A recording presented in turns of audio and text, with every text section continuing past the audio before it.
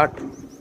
अब हम स्टार्ट करते हैं nutrition in human beings. Nutrition in human beings का आपके पास एक डायग्राम है जिसमें हमारा पूरा डाइजेस्टिव सिस्टम दिखाया गया है। अब हम इसमें स्टडी करेंगे न्यूट्रिशन कैसे होता है, इंजेक्शन, एसिमिलेशन, एब्जॉर्प्शन, ये सब होता कैसे है, ये हम बोर्ड पकड़।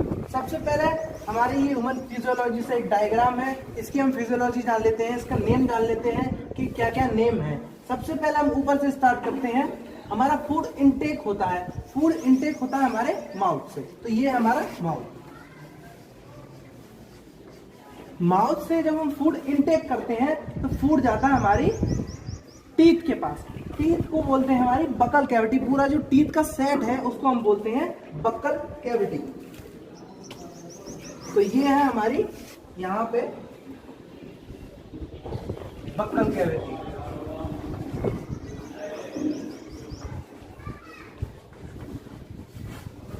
हमने माउथ से फूड को इंजेस्ट किया। फूड को इंजेस्ट करने के बाद जो बकल कैविटी है ब्रेक डाउन करती है हमारे फूड को।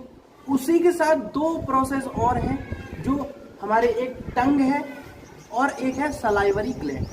सलाइवरी ग्लैंड क्या करती है, सलाइवरी एंजाइम को छोड़ती है। सलाइवरी एंजाइम लार बोला जाता है हिंदी में, जैसे हम बोलते हैं खाने को देख के लार टपक रही है, यही मतलब है सलाइवरी एंजाइम। सलाइवरी एंजाइम का काम क्या होता है, हमारी जो फूड है, फूड मटेरियल को मिक्स करना। यहाँ जो ब्रेकडाउन होगा बकल कैविटी से मिक्स होगा और जो फूड है बेसिकली स्टार्च की फॉर्म है, वो क्या करता है फूड को फूड बेसिकली स्टार्च की फॉर्म है, स्टार्च को ग्लूकोज में चेंज करता है। स्टार्च को ग्लूकोज में चेंज करता है। कौन करता है, सलाइवरी एंजाइम।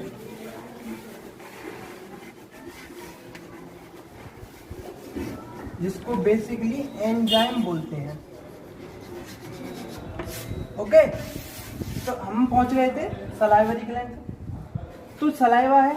अब क्या है, फूड को और सलाइवा को जो रोल यानी कि मिलाता कौन है, उसका काम करती है हमारी टंग। यहाँ होती है हमारी टंग, मैंने बताई नहीं है, बेसिकली आप समझ लीजिए। ये है हमारी टंग, ये है टंग। टंग क्या करती है, फूड को रोल डाउन करती है, फूड को रोल डाउन करती है सलाइवा के साथ। अब रोल डाउन हो गया, उसके बाद हमारा फूड जाएगा ईसोफेगस में। यहां तक हमारा काम हो गया। फूड गया मुंह के अंदर, मुंह में क्या हुआ, बकल कैविटी ने उसको ब्रेक डाउन किया। ब्रेक डाउन करने के बाद सलाइवरी एंजाइम के साथ उसको मिलाया टंग की हेल्प से।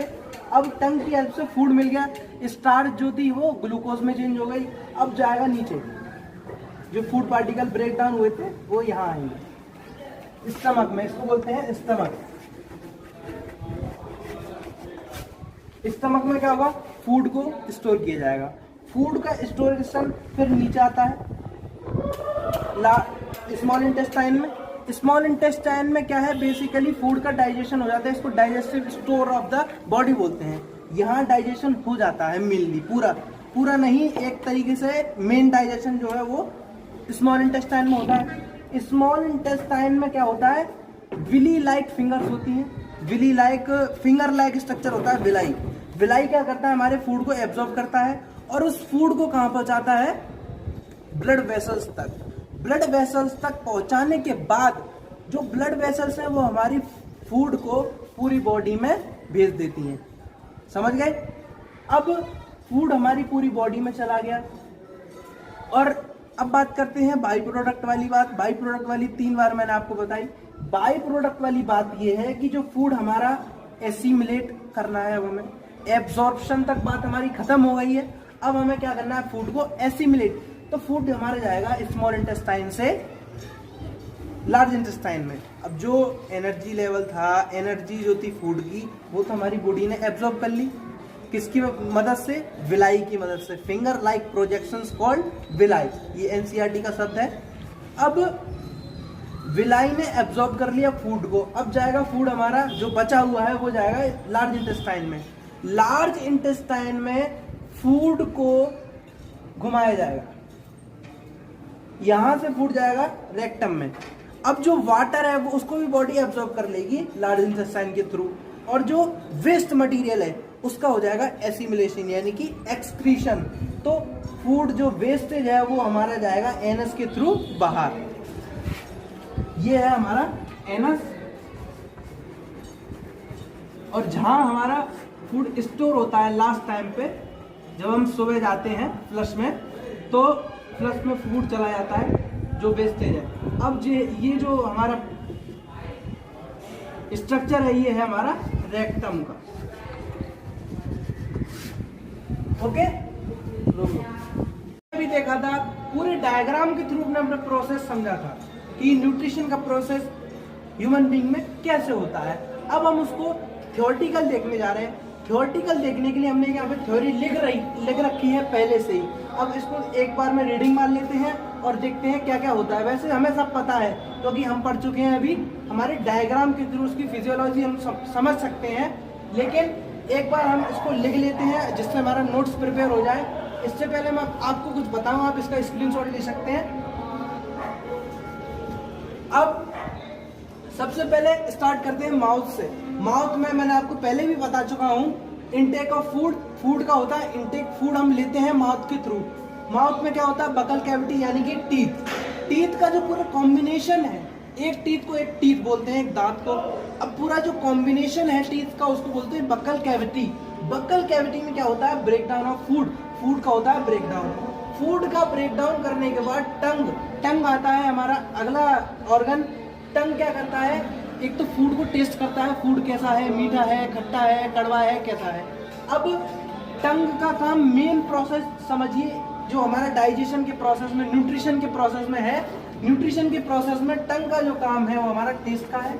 और रोलिंग का मतलब जो हमारा फूड ब्रेकडाउन हुआ, ब्रेकडाउन के बाद इसमें क्या सलाइवा मिक्स होगा। सलाइवा मिक्स होने के बाद फूड की रोलिंग यानी कि ईसोफेगस में उसको ढकेल दिया जाएगा फूड को। अब ईसोफेगस में क्या होगा हमारा पेरिस्टाल्सिस, इसको देखते हैं बाद में। पहले हम सलाइवरी ग्लैंड के बारे में जानते हैं। सलाइवरी ग्लैंड में सलाइवा पाया जाता है। सलाइवा यानी कि सलाइवरी एंजाइम। सलाइवरी एंजाइम का मेन वर्क होता है जो हमारा फूड है, फूड एक स्टार्च की फॉर्म है।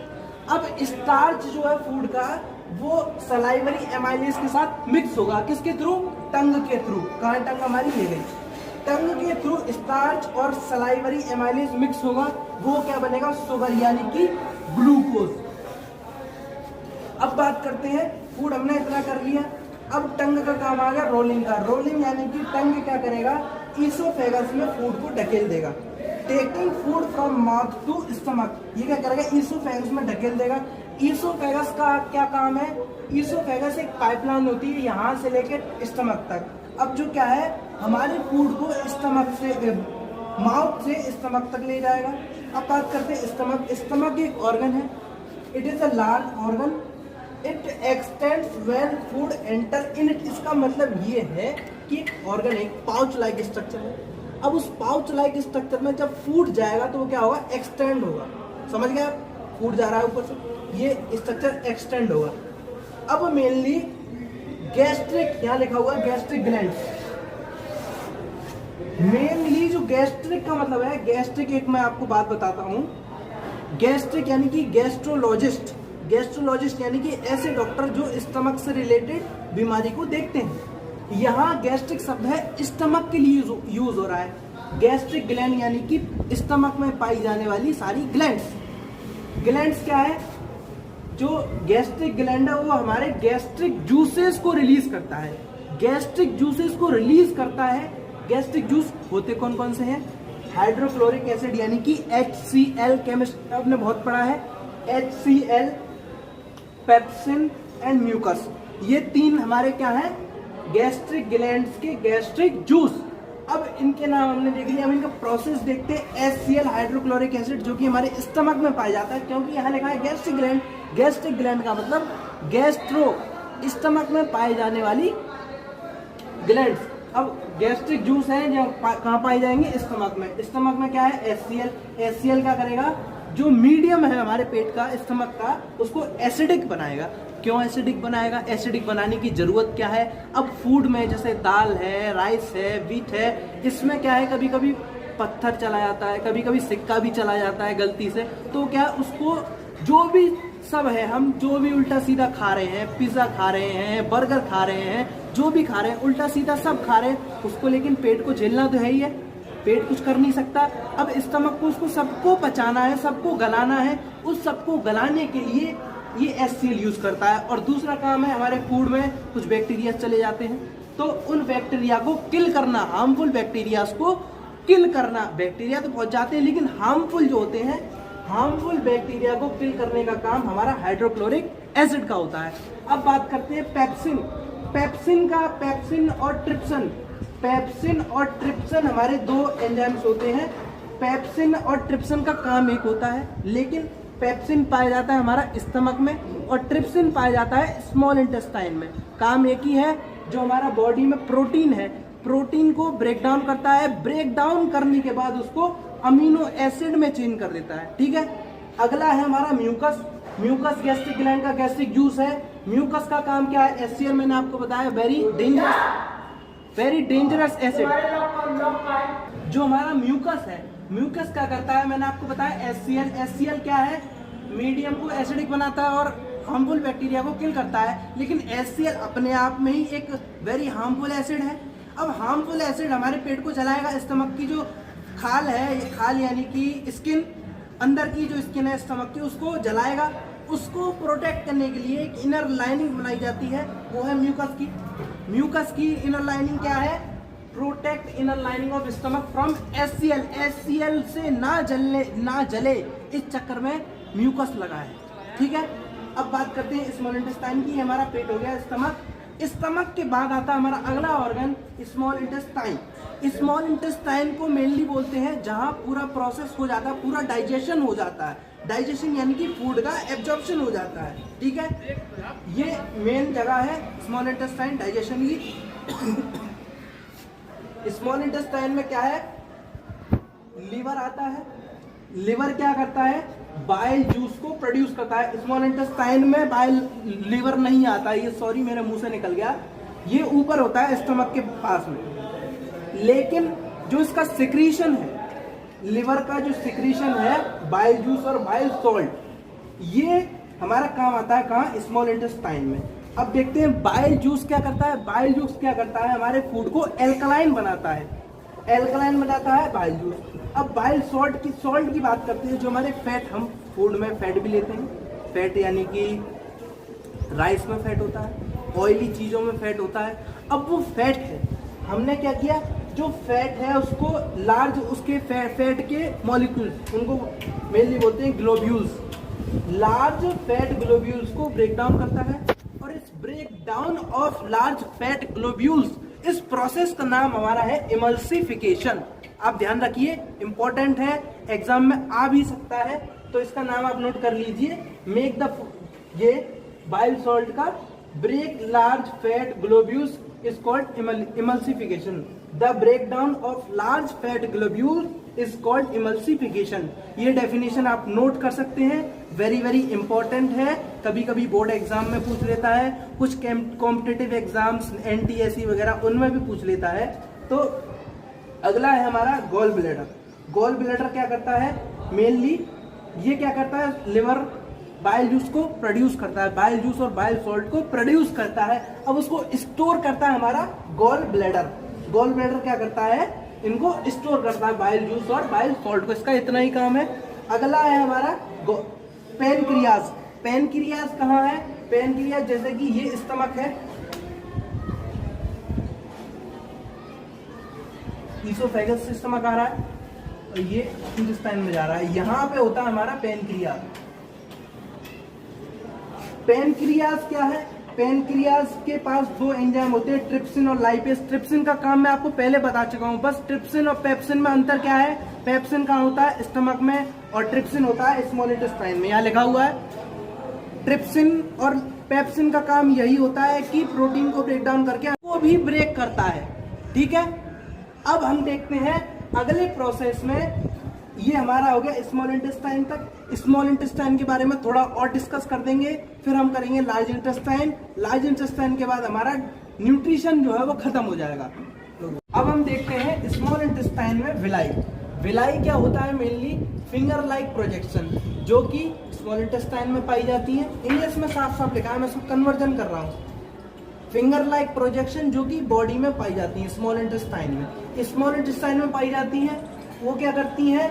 सरफेस एरिया ऑफ एब्जॉर्प्शन को इंक्रीज करती है, यानी कि जो हमारा फूड है, डाइजेस्टेड फूड, उसको एब्जॉर्ब करने के लिए सरफेस एरिया को इंक्रीज करती है। ठीक है।